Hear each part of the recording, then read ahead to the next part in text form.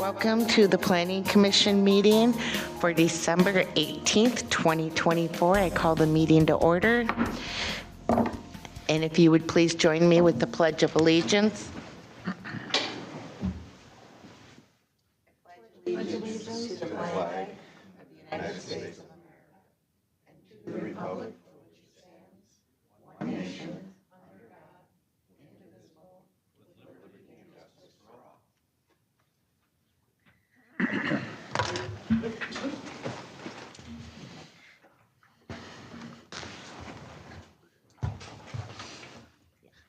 Okay, so item number 3 is the approval of the meeting agenda. Does anybody have any comments or corrections?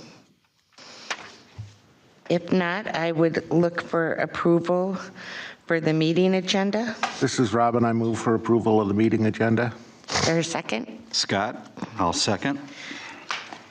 Motion second. We'll call for the vote. Robin, aye. Lynn, aye. Scott, aye. Agenda has been approved.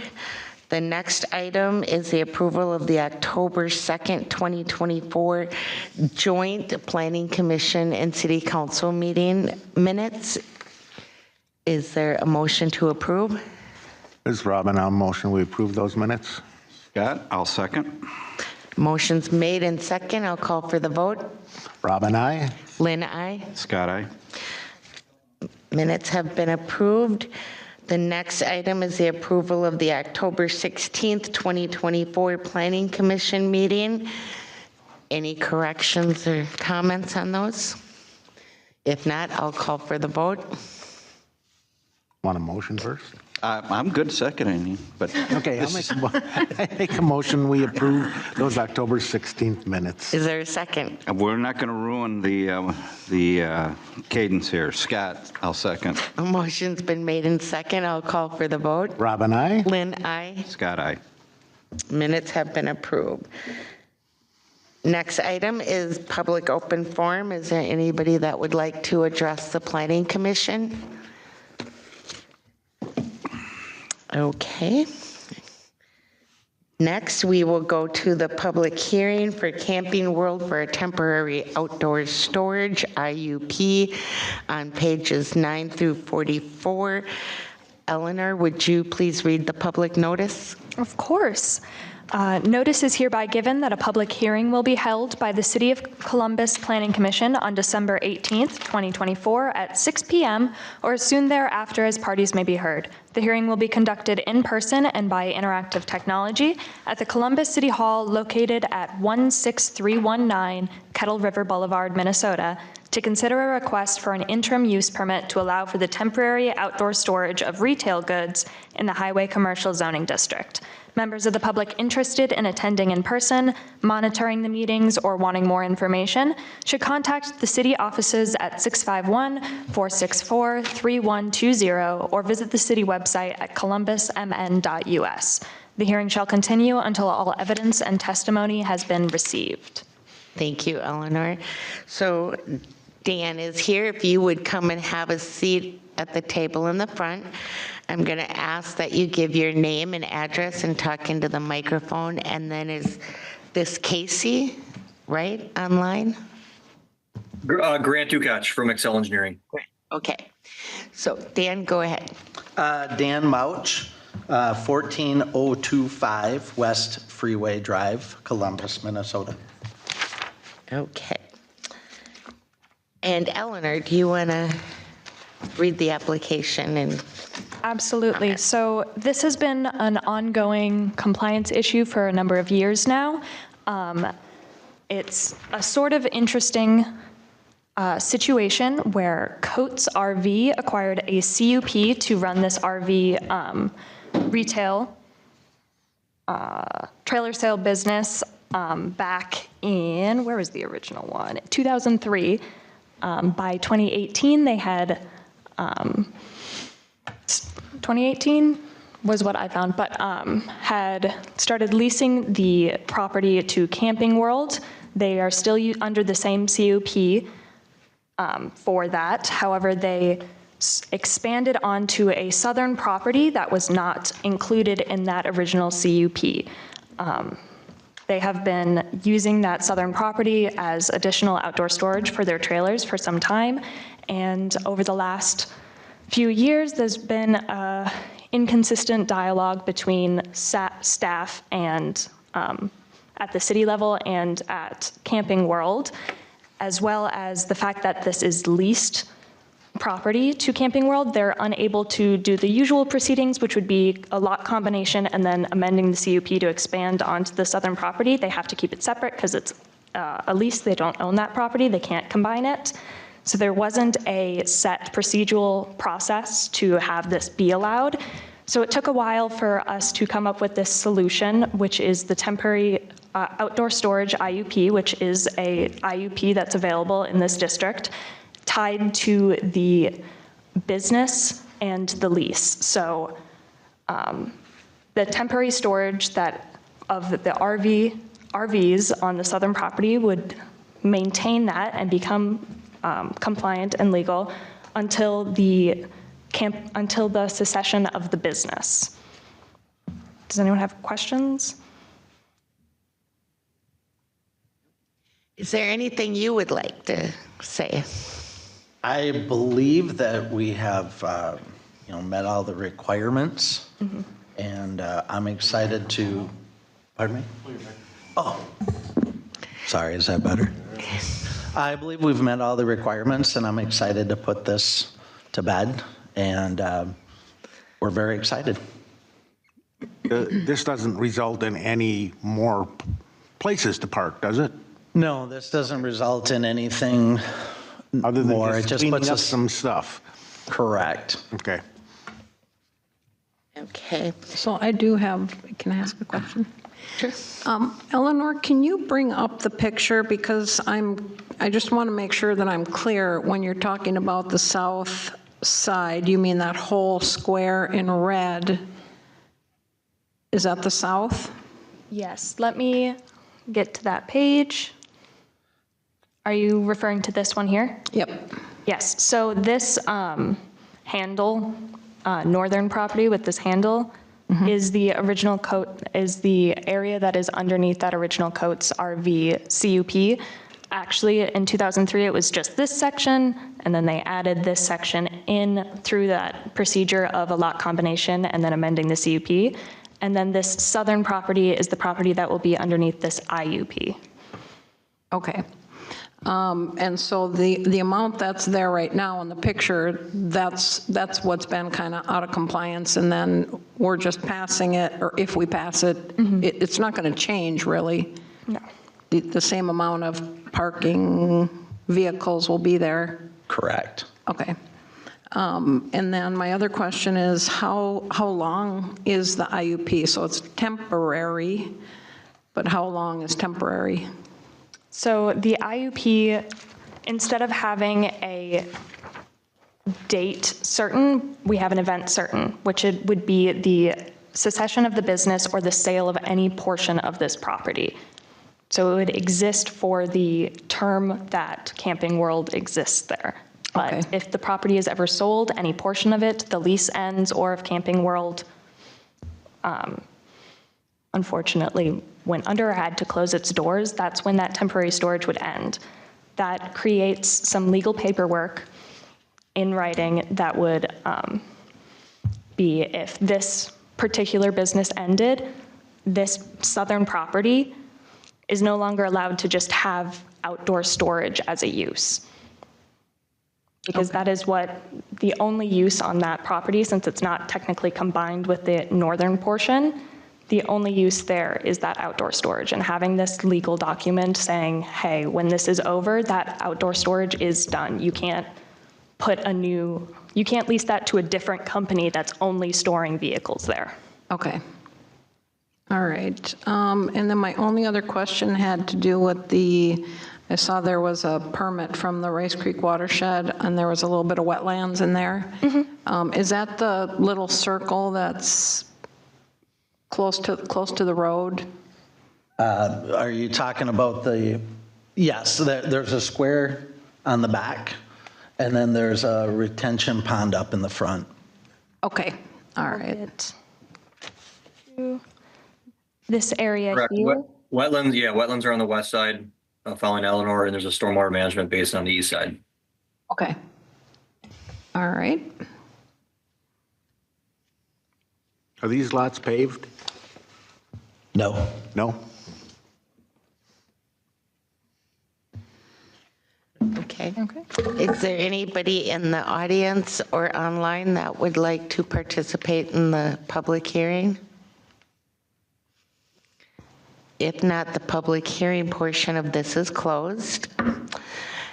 Any discussion that you have, No, my questions got answered. Scott?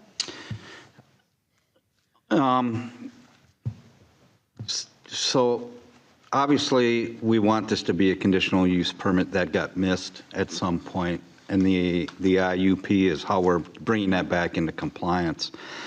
Is there any mechanism in place now, Eleanor, or anybody in the city that would help us not to miss something like that? Because obviously the CUP is preferable in the future at all?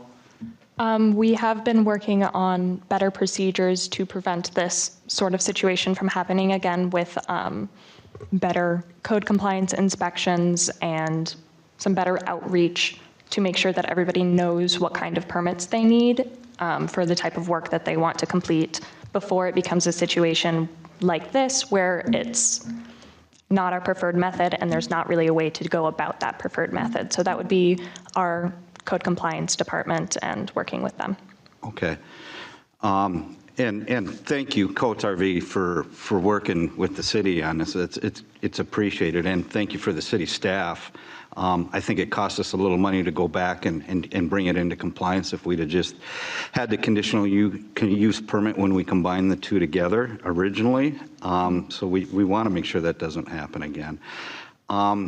The other thing that brings up in my mind, so if Coach does sell this to another business, we have then the compliance inspector available to make sure that IUP goes away and we're not going to have outdoor storage there. So there's benefit to having the compliance inspector now in place, right? So the scenario where the IUP would automatically terminate is if Camping World ceases to exist. However, if the underlying land is sold, but Camping World is still an active use, then the IUP will remain. So the underlying land can transact, but the use remains and has to be tied to the primary use on the site just to the north. And that's where if for some reason there was to be a change in the site to the north, that's when your southern IUP would terminate automatically. Okay. All right, and one benefit I did see out of this is we did get hooked up to city sewer and water as part of all this, so. Yes. Perfect. And it's very nice. Okay, fantastic. All right, thank you, that's all I have. Thank you. Okay. So there are recommendations. Is there a motion? I'll motion to approve. This is Robin, I'll second. Motion's been made and second. I'll call for the vote. Robin, aye. Lynn, aye. Scott, aye. Okay, so that will be recommended to the council next Monday, the 23rd. They're having their meeting at 6 p.m. It's always helpful to be there in case they have questions. And then before we let Dan leave the table, we don't get to do this very often, but as co-chair of the Fall Fest, the first council meeting, I thanked all the businesses, but we don't get to thank them when they're here. And you've been the premier sponsor for the last 2 years, so I want to personally say thank you for supporting Fall Fest. You are welcome. It's an honor. We enjoy it. Thank you. Yep, thank you. You're welcome. So you can go back. Thank you for your time. Yep. Thank you all. Have a great night. Thank you. Thank you. Item number 8 is a public hearing and discussion for the ordinance 24-04 cannabis management on pages 45 through 72. Eleanor, would you read the public notice, please? Of course. Notice is hereby given that a public hearing will be held by the City of Columbus Planning Commission on December 18th, 2024 at 6 p.m. or as soon thereafter as parties may be heard. The hearing will be conducted in person and by interactive technology at the Columbus City Hall located at 16319 Kettle River Boulevard to consider a code amendment, Chapter 4 licensing and Chapter 7A zoning regulations for cannabis management regulations. A full copy of the proposed ordinance is available for review during regular business hours in the city administrator's office at the address listed above or viewed on the city website. Members of the public interested in attending in person, monitoring the meetings, or wanting more information should contact city offices at 651-464-3120 or visit the city website at columbusmn.us. The hearing shall continue until all evidence and testimony has been received. Thank you, Eleanor. So Dean, do you Hi. want to give us an outline? Well, I'm glad the room is packed and there's plenty of people that want to ask questions. I sent you probably one of my longest memos ever highlighting what's in your packet, and I'm just going to talk about them quickly. After our last meeting, joint meeting, you've got a red line version that shows all of the things that happened that prior night.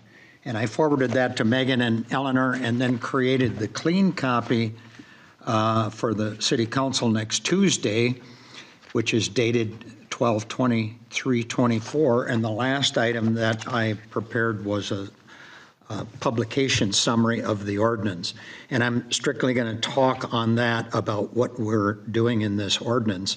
There are 5 sections in the ordinance, and while it's 12 or 13 pages in length, I'm going to keep this extremely short. The first thing that we did was amend section or chapter 4 of the city code. That's the licensing provision. We added a whole new section in there, 4-1000, and that includes additional definitions relating to cannabis management, but it includes all of the provisions for licensing, retail functions, and cannabis temporary events.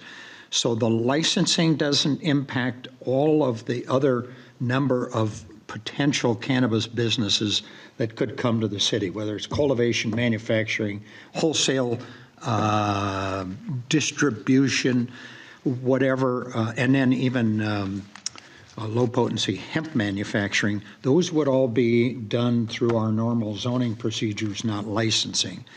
The second section, we amended a lot of definitions within the zoning ordinance itself, Chapter 7A of the code.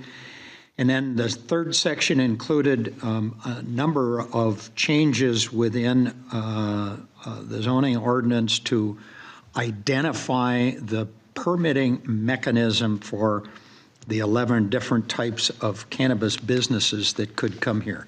And as you're well aware, we identified all of those in at least one district within the city. Some of the uses, particularly the retail, might have been included in 3 or 4 zoning districts. And then we distinguish whether these are permitted as interim uses, which, if you recall, are limited to the retail. So it coincides with the licensing provisions, and the rest of them would be considered conditional uses. The next section, we did amend Article 8, which are the performance standards within the zoning ordinance, and that included adding a whole new section called 7A-825 Cannabis Management, and there were a number of details that are similar in some extent, like hours of operation and things of that magnitude that you might see in the licensing, but it extends to all of the other cannabis businesses that would not be considered retail oriented. And the final section is just the adoption provision for this ordinance. So short and sweet, that's the summary. And if the council accepts a recommendation for this, they would be acting on this summary publication rather than the planning commission. So I'm happy to answer any questions. Is there anybody in the audience or online that would like to address the cannabis ordinance? Okay, if not, the public hearing is closed. Any last minute discussions from anybody? I just have one quick question. Of the update, the red line version, nothing changed since the last time we met and talked, correct? The red line version that was included identifies or shows you what we agreed to do at our last meeting. Okay, And then the final version dated 7/23 or next Monday for the city council simply accepts all those changes. There's no more red line. Okay. But if you wanted to follow, wait a minute, we brought this up at the last meeting and I don't see it in here, it should show up. So that was the Okay. purpose of that red line. Otherwise, we circle that amongst the staff and consultants and just make sure that we're all in agreement that, yes, that's what we talked about. Some of those included making sure that the hours of operation were similar in the performance standards and the retail sales. We also agreed we are not going to do any type of regulation for the lower potency hemp products, which are already allowed now. And so that's what you would see in that red line version, eliminating all those things. okay. Thank you. Thank you, Dean. And thank you, Megan, because you've been along with us on this discussion. Any other discussion? I mean, I just feel like we've had so many meetings on it that I have no further discussion, but Scott? No, I'll keep my mouth quiet. It's a Robin? nice, tight package. Bethany? Hello. Sorry about that. No, I mean, I don't know what has been discussed before I got here, but I do feel like in the previous meetings, we Okay, is Better done. there a what do you motion mean? Motion for. to recommend to Oh, the council? I recommend, I make a motion that we recommend to the council that they accept this ordinance. This is Scott, I'll second. Okay, motion's been made and second. I'll call for the vote. Bethany, I. Rob and I. Lynn, aye. Scott, aye. Okay, so that will be recommended to the council for approval on Monday, the 23rd at 6 PM. Next item is any planning commissioners' reports. Scott, do you have anything? I have nothing tonight. Bethany? Nope. Robin? Nope. Okay, I just want to say thank you to Sue. This is her last planning commission meeting as a council member, and next Monday will be her last meeting as a council member. So thank you for what you have done the last 4 years. It's appreciated. Well, thank you. I appreciate the comments. Yeah. City administrator and planning report. Just want to give the end of year update. This is our last meeting of 2024. In the beginning of 2025, we will have an organizational meeting to decide on the co-chair, the vice chair, and the chair, and I will be circulating the approved meeting schedule after it is passed through city council next week. That's essentially what we've got going on in the beginning of January. As a reminder, since currently we do not have a vice chair, so that will need to be decided amongst you guys. Thank you. As Ellie mentioned, there will be no meeting on January the 1st. It's a holiday. Therefore, the next Planning Commission meeting, and the only one at this time scheduled for January, will be on the 15th, unless there's need to call a special meeting on perhaps the 29th. So the City Council will be adopting their calendar of meeting events on the meeting on the 23rd, and that will be reflected in that schedule. Thank you. Hearing no other reports, I would ask for a motion to adjourn. This is Scott, I'll motion to adjourn. You broke the pattern. I did.